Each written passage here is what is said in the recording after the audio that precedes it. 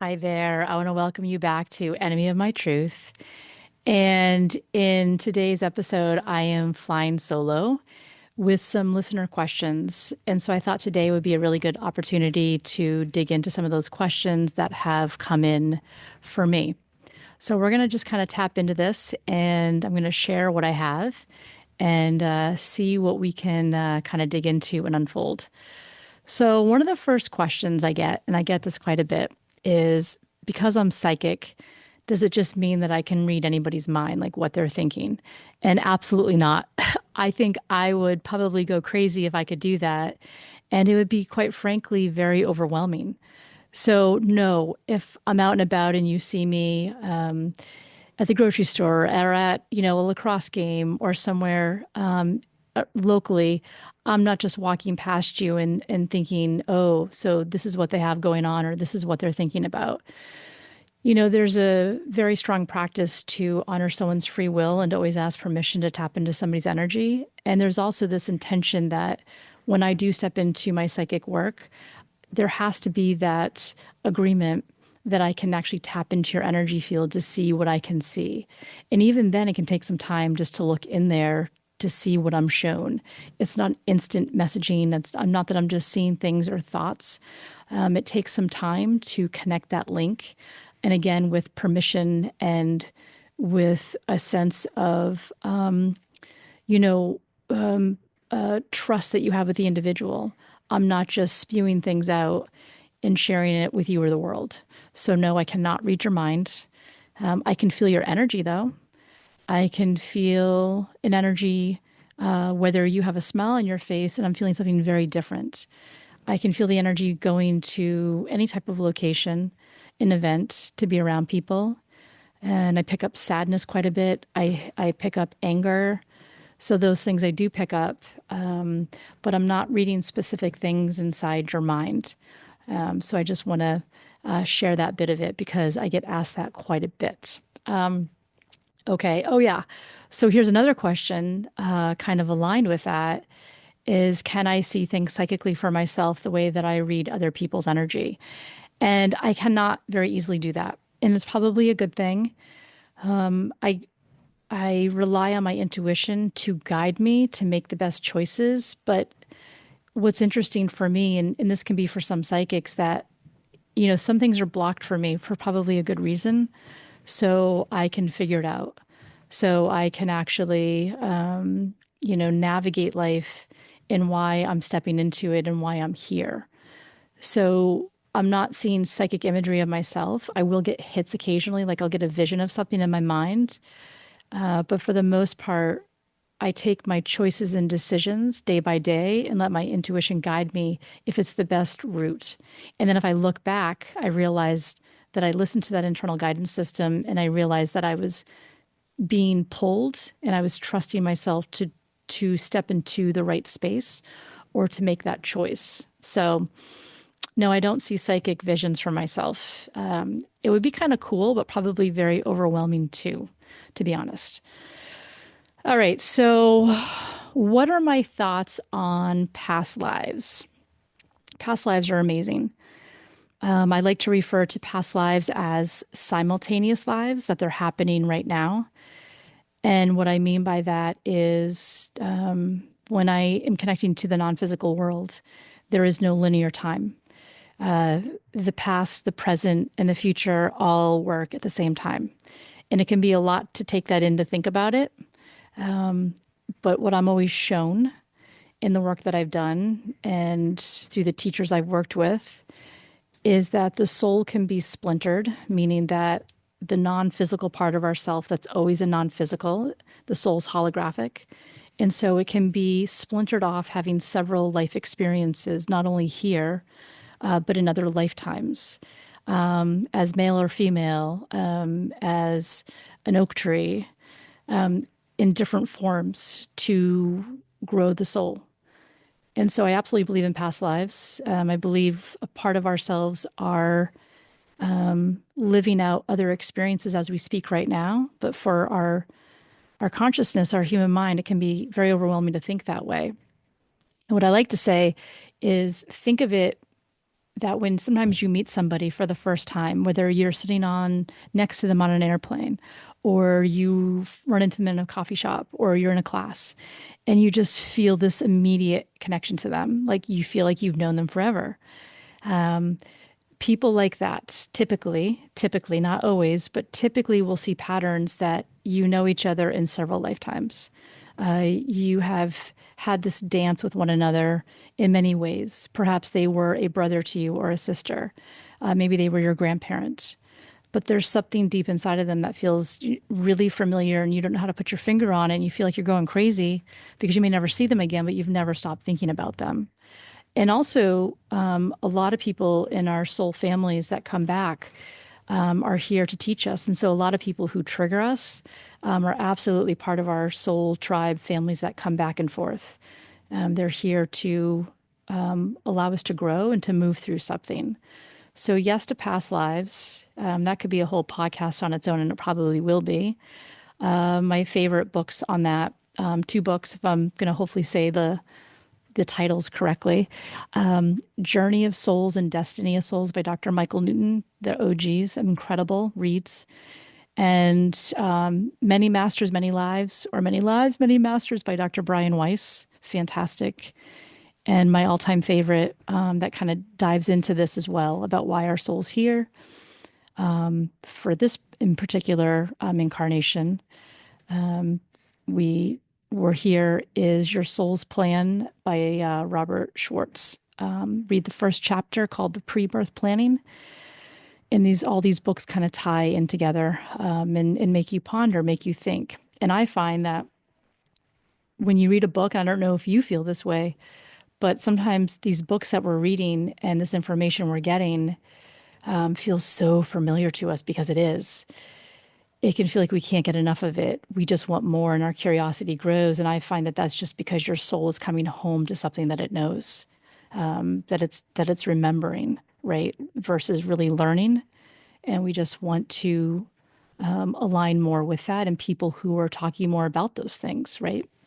And it's not always easy to find those people. And sometimes the only way we can find that tribe is with a book. You know, sometimes we don't have people to talk to. And I remember that feeling very early on in my journey. And when I would find those teachers and those students, it's like, oh my gosh, it's like you've come home. So the next best thing is the beautiful energy in a book and from who it came from and the writer. So does spirit see everything that we are doing? Yes, but how do I say this? Yes, our loved ones see everything that we're doing, but they don't care in the way that we care. Spirit is not connected or attached to this physical world and this physical plane and the material things the way that we are. They're not even attached to the physical body the way that we are. What spirit notices is your emotional state. Every time I'm in a reading and I'm connecting to spirit, they will always pull me to someone's emotional state. Are they happy? Are they sad? Because at the essence of why our soul's here is to feel good, is to live with purpose, and to not be in a place of fear or anger, upset. So spirit watches us, but not the way that we think they do. And that ties into another question I have right here. Is my loved one okay that I remarry or date somebody else or I'm with somebody else? And always it's a yes.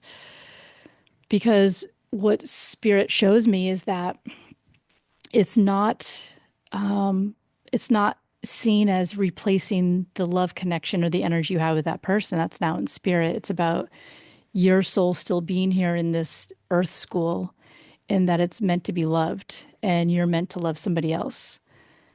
And so, you know, there's never this feeling of them being replaced. It's almost like there's an encouragement that it's okay to go on. In fact, you should. And so they're absolutely okay with your heart feeling love for another because, again, spirit feels your emotional state and always wants what's for the highest. And I find that when I'm in a mediumship reading and people are wanting to connect to their loved one, which is why they're there for the reading, if someone's coming in to see me and they're going through a lot of turmoil, Usually the spirit will be wanting to direct the conversation to the client about where they're stuck and wanting to make it very clear that they're very aware of what they're going through and how to help them move through that before they start sharing messages for them that could be about how the spirit's doing in life, or if they have a question for spirit, like, are we ever going to settle the estate after your passing? Or should, I sell so and so the car? They won't tend to go to those questions because they know that your heart is hurting with other matters in your life. And so I find they redirect and really want to help the person that's here. And that had probably led me into really stepping into my intuitive guidance for my clients, because I would have clients come in for a mediumship reading, connecting with their loved ones. And, there's a temporary connection to that. And does it feel incredible? Yes. Is it healing? Absolutely. Is there so much love there? Yes. But what I have found with the clients who would leave, that there's an emptiness after the reading, that filled a void for them for only so long, but that they were still struggling in their everyday way of being. And so then there was more of this nudge from spirit to say, can you help the man? Can you help them beyond this reading? Can you help guide them? Like, almost spirit comes through me. It's the way that I can only explain it. It's like spirit comes through me, which that happens in mediumship, but this feels different.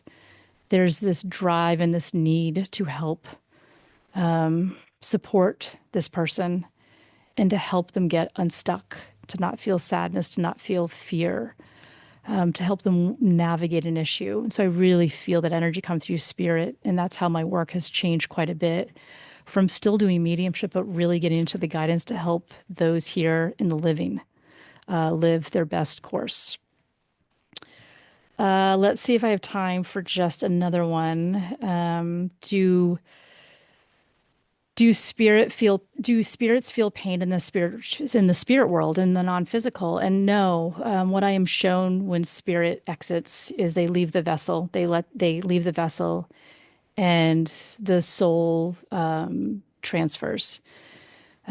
We can't ever destroy energy; it can only be transferred in form. So the soul comes out of the vessel, and when it goes to the non-physical, and it goes through some processes to be there in stages of healing and life review of the life it just came from, they're free of everything associated with the human condition, the ego. So they release pain, anger, addiction, disease, all the things, violence, loneliness, sadness. They release that like a heavy cloak, and they like leave that here almost. And when they go home, they're just light. So when I am connecting with spirit, they are nothing but like absolute love. It's like the highest version of the individual that was here. Even if somebody, say, had addiction issues, or was quite abusive or violent, they will show me their personality being here and how they showed up as a human being. But the essence of them is always from a place of absolute compassion, because the higher part of ourselves, at a soul level, is absolute compassion and love. It rises above. It's like we go from being the kindergarten in this earth school to graduating to being the senior. And it's reflective no matter what they've done when they were here, so that people can have a lot of fear connecting to a loved one, especially when the relationship was tumultuous. And I always know those spirits come in cautiously, because they don't want to overwhelm the loved one here, because they know that the spirit knows that their behavior here wasn't healthy for them. And so I always find that spirit's not looking for forgiveness. They're just looking to really own who they were in this lifetime and reflect on who they were now that they are back in the spirit world, and almost acknowledge what they put those people that they love here through. And they're not looking to, again, ask for forgiveness, but just letting the person know that's living that they can identify their actions. And that in itself is extremely, extremely healing and beautiful to witness. So I kind of went off on a tangent with that about how they feel pain, but not only do they not feel pain, they come from a place of emotional balance and forgiveness and and seeing their role in that past lifetime. So that is what I am shown. So that's going to wrap it up today. It's kind of a quick episode, but I just wanted to kind of share some of these questions, and I always love hearing questions and reflections. And if you want to contribute or have questions for us, send it into the email at annaanddonnell.com. Don't be shy. Grateful to always have you be tuning in and to be here. And I'll be doing some more of these Q&As as we get a lot of questions, and it's just kind of fun and cool to talk about it. So thanks for being here and have a great week. Take care.